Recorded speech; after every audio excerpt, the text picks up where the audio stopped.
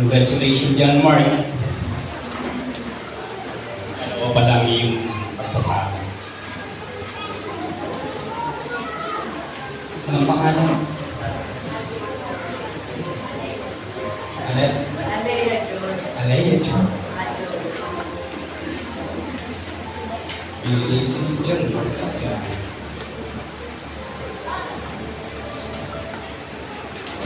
Nakatutuwa ang pabor ng Diyos sa atin ngayon. Napakaraming magagaling na ating mga kabataan. Yung mga inaasahan natin na para bagang pangkaraniwan, ngayon ay hindi na pangkaraniwan. Talagang iniantas na ng Diyos ang kanilang buhay. Balang araw, magugulat lang tayo, maririnig natin, magna cum laude. Play, billiard mo ako.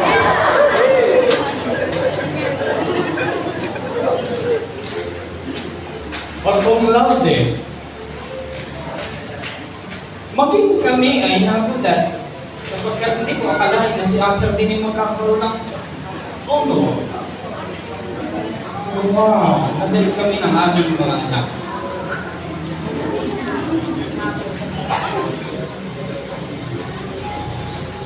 Pati naman ang bawat isa sa atin, ang subay ay nagalamping doon sa pagpasa ng ating mga word passer, mga word passer. Pati ang mga attitude ng ating mga kabataan ay patuloy na binabago ng Panginoon. Sabi mo nga sa iyong tabi,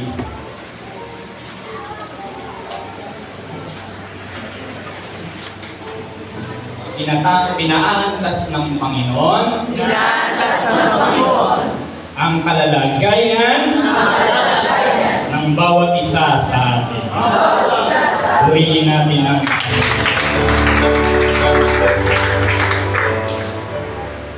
Monday, kami ay pumunta sa Mono. Nagdala kami ng sasakyan. At pagdating sa tapat ng Kalinawan ay sumakit ang tiyan ko. At ako ay nadumi. At pagdating ko sa Mono, ay nadumi ako ng 3 beses. Sunod-sunod yun. Kaya nung bandang huli, hindi na ako lumabas. Doon ako roon nag-stay. Dahil ako'y nakakaabala na. At naramdaman ko na para bang ganun pala, pinang-hina ang tugod. Subalit, naka-recover, at ang kasagsagan ay dumating ng Miyerkules. Pero hindi ako nagpapakita sa Sir Ruben na aking mahina. After ng Sir Ruben makaalis, hindi na ako naka-attend ng recognition at sa kinder namin. At ako'y natuwa sapagkat nung kami makauwi, tanong magpapacheck ng kapag sa kinder. Ako lang yung nagpapahinga. At ako'y nahiga, at habang ako'y nahiga, ako'y nagulat. Pag may nagpupunas sa aking katawan, sa aking mga paa at sa aking likuran, nang makita ko, wow, si Jeff ito. Ako'y talagang masarap ang pakiramdam yung gano'n. Ang brother mo ito. Hindi ko inaasahan. Jeff, sige, nagpupunas naman ako. Sige, ang tagay mo. 3 beses yata ako din nasa brother ka. Wala pa hanggang doon. Kaya kuha. Maya-maya nung matapos, nilagay ang kanya sa ulo. At ako'y makarelax. Hindi ginawa makaramdam. Ang ginawa, kinunan pala ng picture. Magkano ng kalalagayan, naisen. Kaya parang ako ay nagmukhang mamamatay na.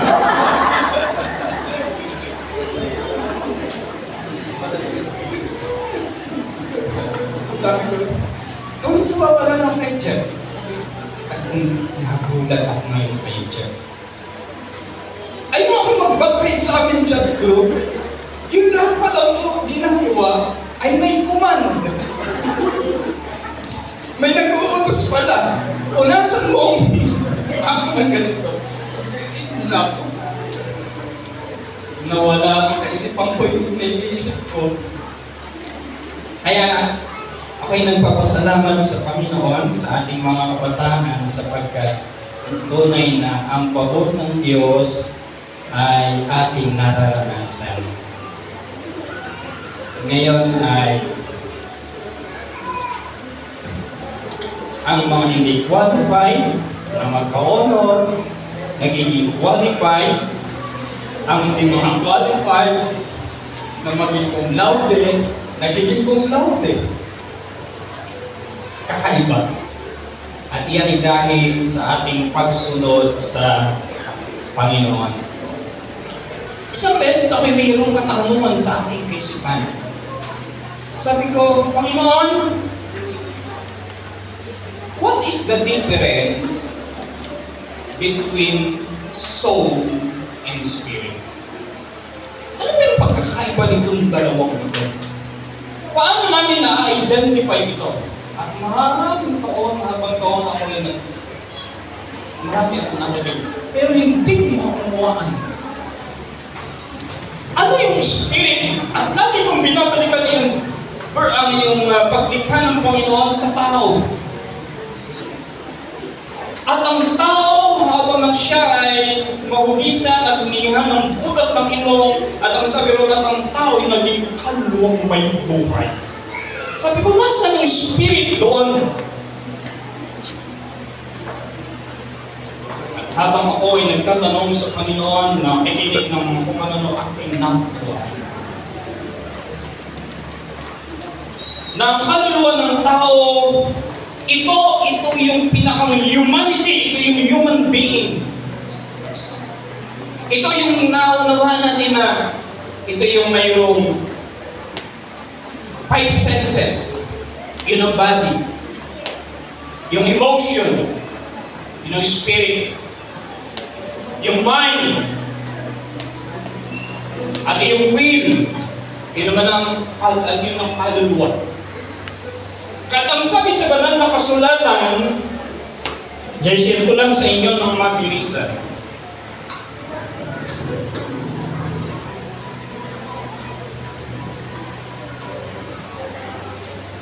Sapagkat ang salita ng Diyos, ito'y mabisa. At ito'y matalas kaysa sa alinmang tabak na magkabilay-talin.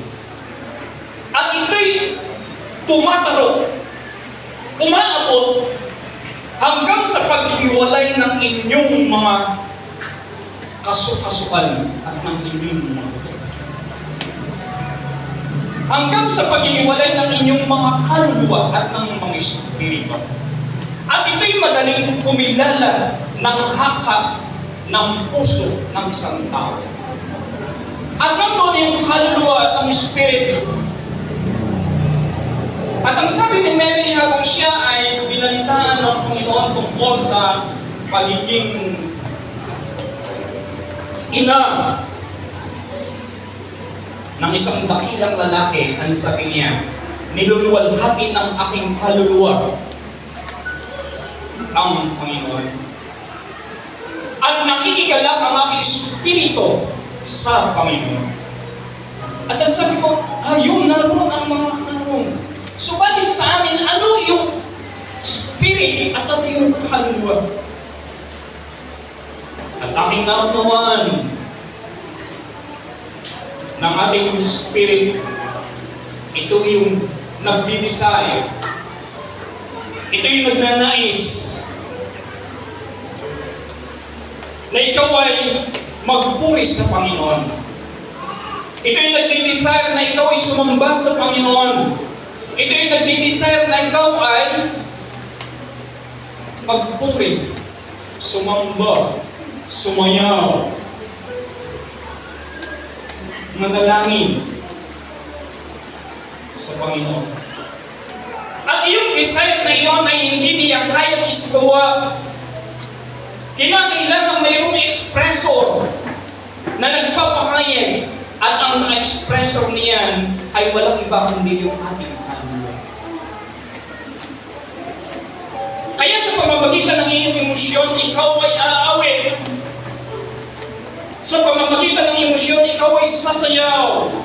Sa pamamagitan ng iyong emosyon, ikaw ay magpupuri sa samba sa Panginoon. Siya yung nagpapahayag. At ang iyong katawan, ito ay isang alipin lamang para sumunod sa sinasabi ng iyong kaluluwa. Yung Espiritu ang siyang nakikipag-liig sa Diyos. Kaya pala pagka tayo umaawit, pagka tayo sumasamba, na hindi nasa sa atin, wala doon yung galak, wala doon yung parang tayo napipilitan. Ang Espiritu ay napipighati. Ang ating Espiritu ay napipighati sapagkat hindi siya makigalak, hindi niya maranasan yung makigalak sa kanyang lumikha. At doon dumating sa kaya pala, ang isang hindi mananampalataya ay nahihiya ng malakpak.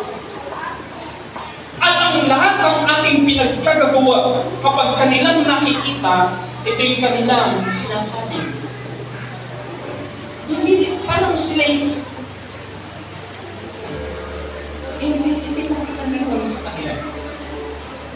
Ang dahilan sapagkat ang kanilang espiritu ay patay.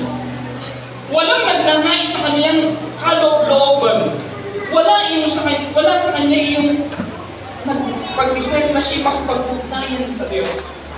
At tandaan niyo ang makipag-ugnayan sa Diyos ay sa pamamagitan ng Espiritu.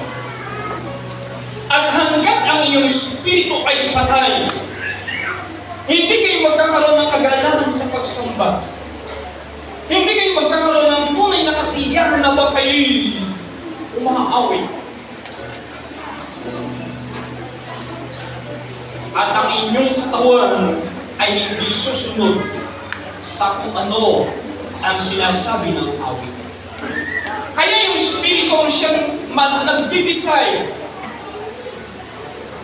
At ito'y sinasagawa ng ating kaluluwa. At ang ating katawan, ito ay alipin lamang para gawin ang sinasabi ng ating kaluluwa.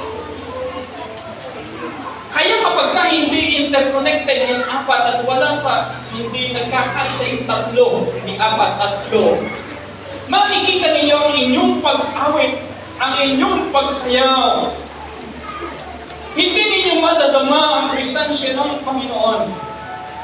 Bagamat ang ilan nating kapatiran ay nagkakatuwanan, nagkakagalakan, subalit hindi mo pa rin madama.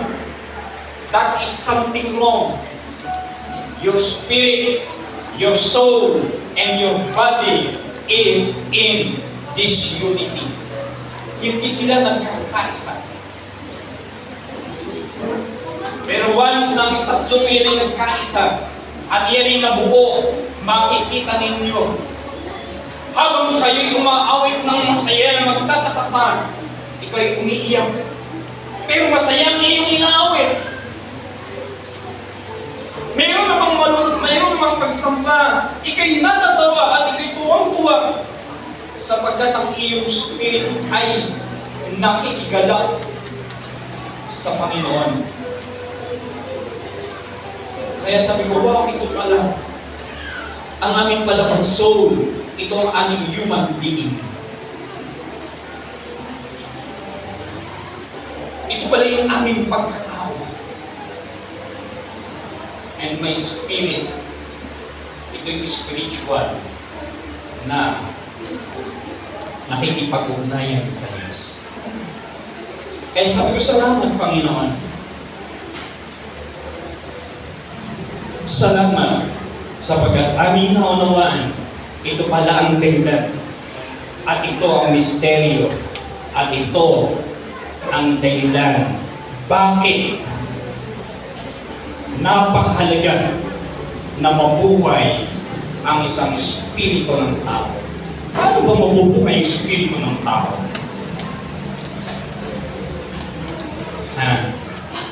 Kasi di ba ano nabubuhay ang espiritu ng isang tao na patay?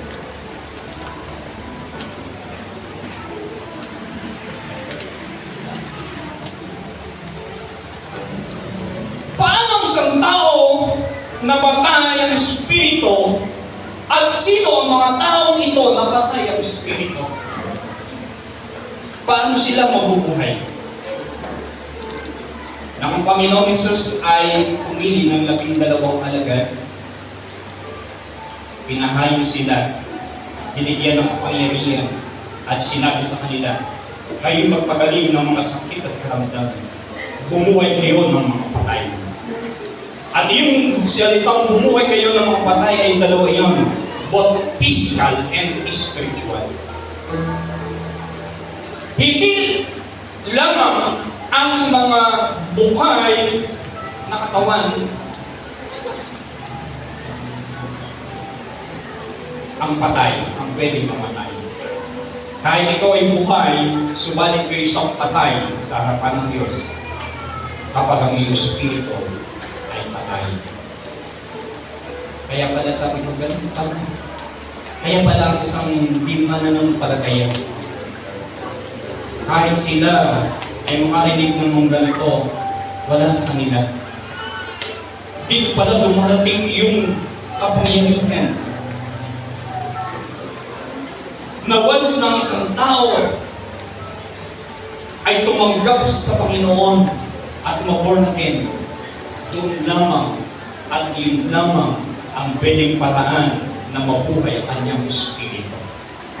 Kaya pala napakahalaga ng pagtanggap sa Panginoon sa mga kumakayo. Mabubuhay ang kanilang espiritu at doon magsisimula na sila'y magnais sumamba, magpuri, at doon magsisimula ang kanilang espiritu ay mabuhay at sila'y makikigalak sa kagalakan ng Panginoon. Purihin natin. Kaya sa lahat ng iyan, maraming salamat sa Panginoon. Marami lang akong mga tanong sa isip. Ang isang tanong sa isip ko noon, ang Diyos kayo tumatawag. Nakita niyo ba isa?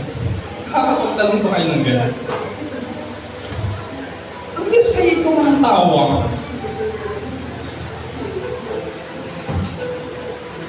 Brother, ang Diyos kayo masayahin.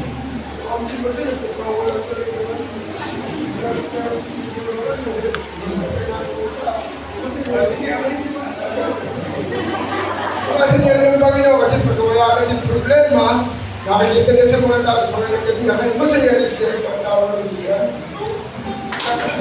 Purihin natin ang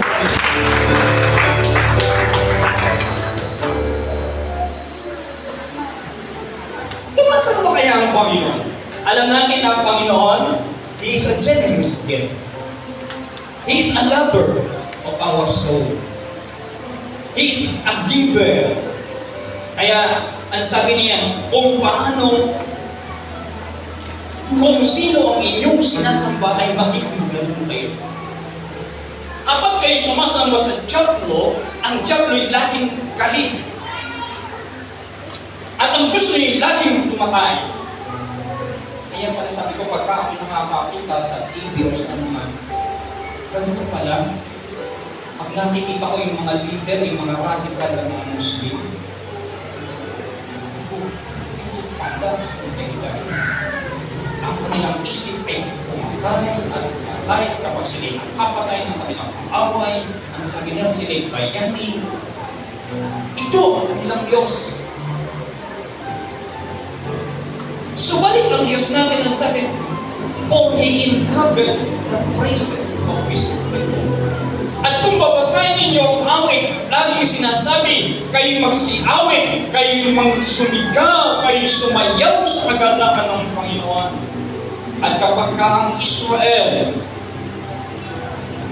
ay dumarating ang pagtatagumpay, ano ang kanilang ginagawa? Kapag sila'y nakaranas ng pagtatagumpay, kayo mga spiritual Israelites, sabihin nga ninyo, ako ay spiritual na Israelita. At ang mga Israel, kapag sila'y nakaranas ng pagtatagumpay, alam niyo ba kung ano ang kanilang unang ginagawa? Kayong mga nagsikasal, o kayo may mga honor, tumanggap kayo ng pagpapala, ano na ninyong ginagawa? Diyan mo ka ng unang mong ginagawa, kayo mga ginagawa. Ibabalik ng pasasalamat sa Panginoon. Paano ka nagbibigay ng pasasalamat sa Panginoon? Tamang-tama ang sagot mo. Ano nung Israel ang sabi nang sila makaranas ng pagkatagumpay, ang unang-unang kanilang ilulog ay ang kanilang mga banderita. Mga pandereta. At yung kanilang mga panderetang iyon, ano ba yung mga pandereta? Ay yung parang, ay ginagamit natin. Ayun yung dito. Yung kanilang mga pandereta, kanilang mga instrument, ito yung kauna-una nilang ginagawa. At sila'y nagsasayawan, at sila'y nagtutugtugan, at sila'y nagkakagala.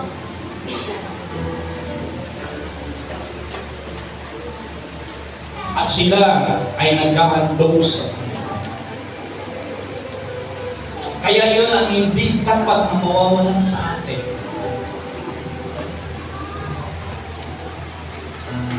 Pagkatapos ang sabi ko, paano kaya na mangyayari yung nasusulat sa Revelation? Na sa huling panahon, nang ibuhos yung isang salot, ang 1/3 of all living things, silang lahat ay namatay. At ang sabi ron, ang dugo doon sa Armageddon ay para sa paano itong mangyayari? Na sa isang at ngayon ko nakukuhaan nang mapanood ko kung paano at kung gaano kalaki at kalakas itong atomic bomb. Na itong atomic bomb dito, yun ang sinasabi doon sa Banal na Hospital. Sa pamamagitan ng tukoy, na ang diameter ng kayang patayin ito ay 19 kilometers. Lahat ng mataanan patay, lahat ng building ay bagsak. Pinawanan to decline is only 15 kilometers. Sa isa lang yun. Kaya pala sabi ko, ito yung sinasabi sa atin, naisin natin na tayo ay masama sa rapture. Habang tayo ay nag-iintay ng rapture, tayo matutuwa, tayo magagala, at tayo ay bibigyan ng pagtatagumpay ng Panginoon sa lahat ng aspeto ng ating buhay. Purihin natin. Tayo pa rin may pakikipagbakan, physical, financial, spiritual, nakaranas ako ng konting physical body. Subalit, self-medication nga ng aking ginawa at pahinga. Okay naman. Kaya, sa lahat ng ito, tayo ay magpapatuloy. Purihin ang Panginoon.